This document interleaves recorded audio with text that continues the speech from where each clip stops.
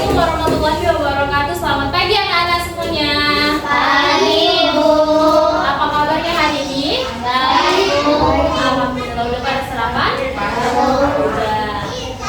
Udah siap untuk belajar hari ini? Sebelum belajar, mari kita berdoa dulu ya. Doa dimulai. Doa selesai. Sebelum memulai, Ibu absen dulu ya. Novita, Robi, Haris, Anissa, Akila. Alhamdulillah hadir semua ya. Sebelum memulai pelajaran, kita nyanyikan dulu profil pelajar Pancasila. Masih ingat? 1, 2, 3. Pelajar Pancasila beriman dan bertakwa pada Tuhan Yang Esa dan berakhlak mulia, berkebinekaan global, gotong royong mandiri, kreatif dan bernalar kritis. Kalau Ibu bilang halo, jawabnya Hai. kalau Ibu bilang hai, Halo. hai. Halo. Halo. Hai. Baik, kemarin kita udah belajar di topik B ya, tentang letak geografisnya Indonesia. Sekarang kita masuk ke topik C-nya, yaitu manfaat keberagaman dan melestarikan keberagaman budaya. Bisa dilihat di bukunya di halaman 163, topik C ya. Ada? Ada. Kita udah pernah belajar tentang keberagaman, apalagi melestarikan keragaman sekilas di bab-bab sebelumnya. Kenapa keberagaman itu harus kita lestarikan? Agar tetap terjaganya ya keunikan serta kebudayaan yang ada di Indonesia. Kita harus bangga terhadap budaya kita sendiri. Nah, dalam keragaman budaya yang kita miliki terdapat manfaat dalam kehidupan sehari-hari, baik di lingkungan keluarga, masyarakat, pendidikan, dan juga lingkungan sekitar. Jadi apa manfaatnya? Dengarkan ya. Yang pertama, menjadi identitas negara di mata dunia. Ya, siapa yang nggak bangga kalau misalnya negara kita itu diakui oleh dunia tentang keberagamannya? Ya, ada berapa agama yang ada di Indonesia? 6. Apa aja itu?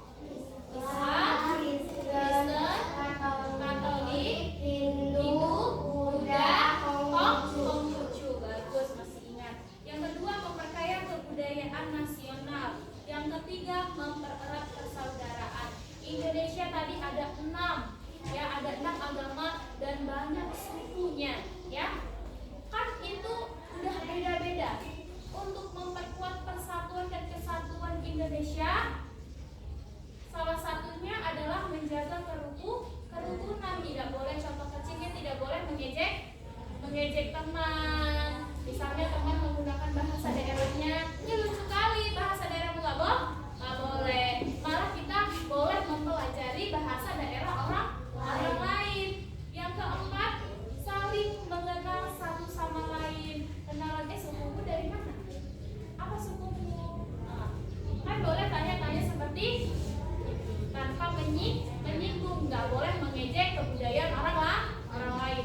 Baru dapat dijadikan aset wisata yang menambah pendapatan negara, menciptakan lapangan kerja. Keberagaman budaya di sini contohnya di laut, orang pesisir. Orang pesisir tadi ini di bab 6 di topik B itu kan udah kita bahas pesisir laut. Di sana membudayakan apa? Garam. Apalagi nelayan. Dari situ dapat menciptakan lapangan pekerjaan petani garam, ya. Baru 6, menjadi ikon pariwisata yang dapat menarik wisatawan untuk berkunjung ke Indonesia. Apa wisatawan yang paling terkenal di Indonesia? Apa? Indonesia, iya. Terus yang dekat-dekat di sini, Danau Toba. Danau Toba itu kan sering didatangi oleh turis-turis untuk berwisata. Itu menjadi ikon pariwisata. Jadi kan Indonesia terkenal, oh di Indonesia ada Danau Tobanya. Di mana? Di Sumatera Utara.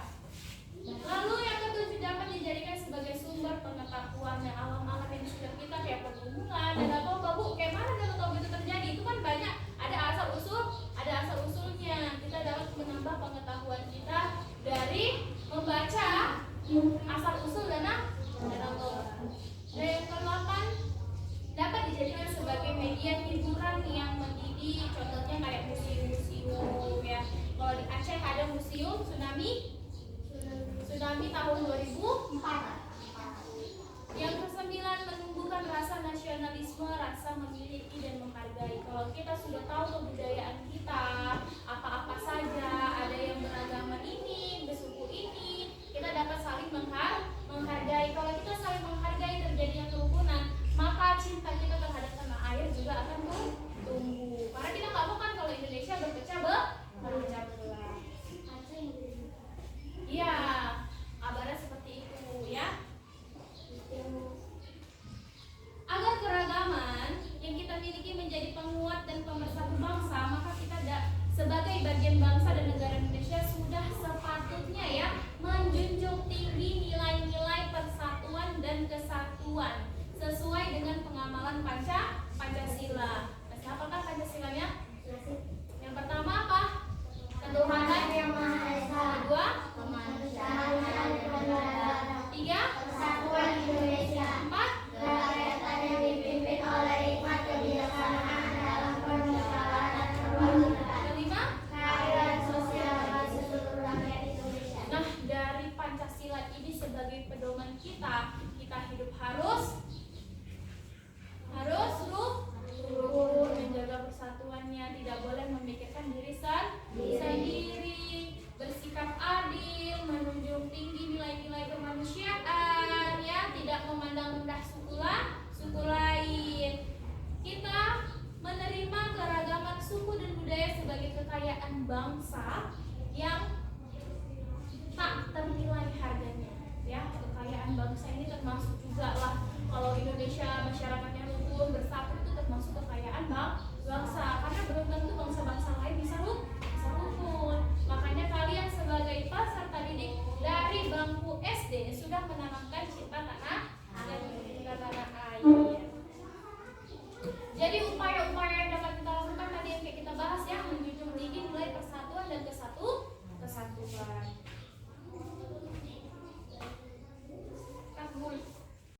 Nah, dari yang udah kita bahas tadi, apa Bu upayanya yang lain? Upayanya untuk menjaga keragaman dan kebudayaan yang ada di Indonesia.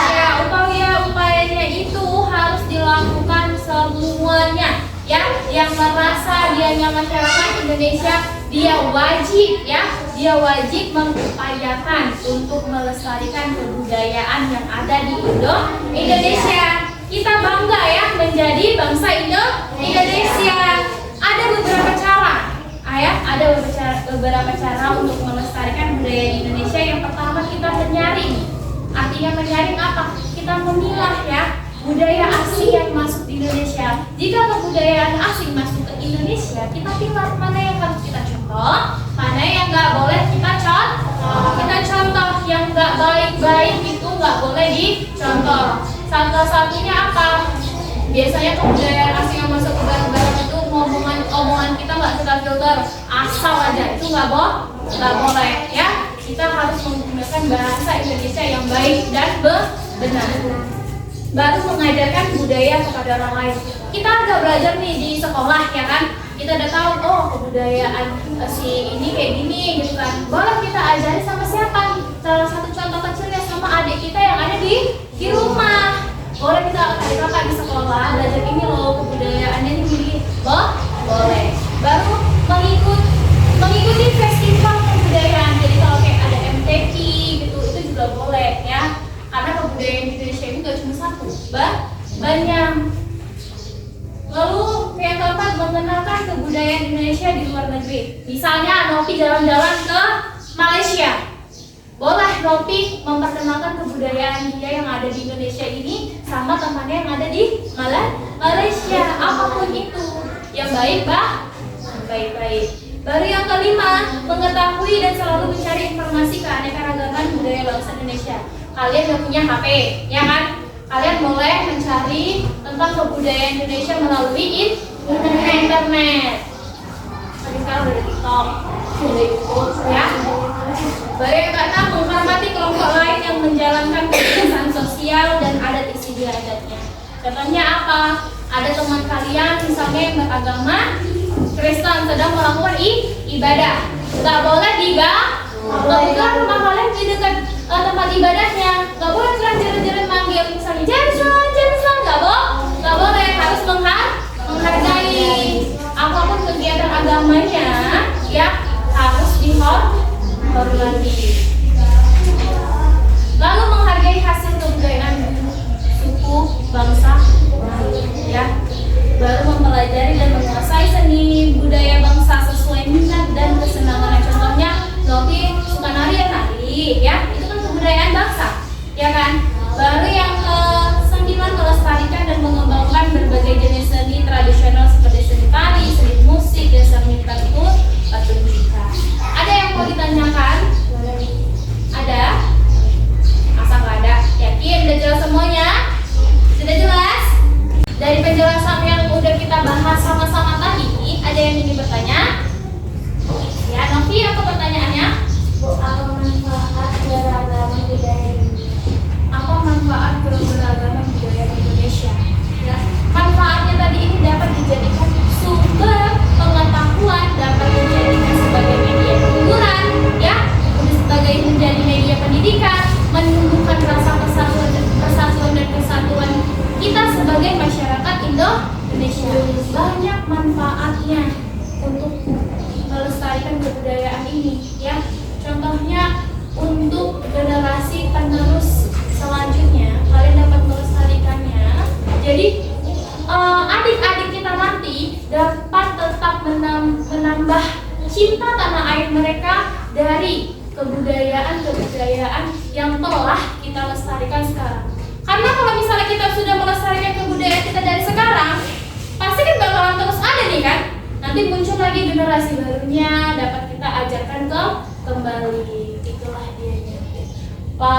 Jawaban pastinya untuk meningkatkan rasa kesatuan dan persatuan kita sebagai bangsa Indonesia. Ada lagi yang mau bertanya? Tidak? Kalau sudah, buka di halaman selanjutnya, ada materi refleksikan. Ya, di situ ada nomor 1 sampai nomor 5, silakan dikerjakan. Jawabannya sudah kita bahas sama-sama. Baik, kerjakan sekarang. Anak-anak sudah siap? Sudah, alhamdulillah. Nomor 1, Haris silakan jawab, apa manfaat keberagaman bagi bangsa Indonesia? Menjadi identitas di mata dunia, kekayaan budaya bagi bangsa Indonesia. Ya, bagus. Oke, tadi kita udah jawab soalnya. Sekarang buka di halaman 165. Itu ada PR 1 sampai 3. Pembahasannya masih seputar tentang kebudayaan Indonesia, keragamannya. Ya, pasti bisa menjawabnya. PR 1 sampai 3 jangan lupa dikerjakan di rumah. Sudah, tidak ada pertanyaan lagi tentang mengenai PR yang tidak ada yang mau ditanyakan? Sudah. Baik. Tutup bukunya, simpan bukunya dengan rapi di dalam tas.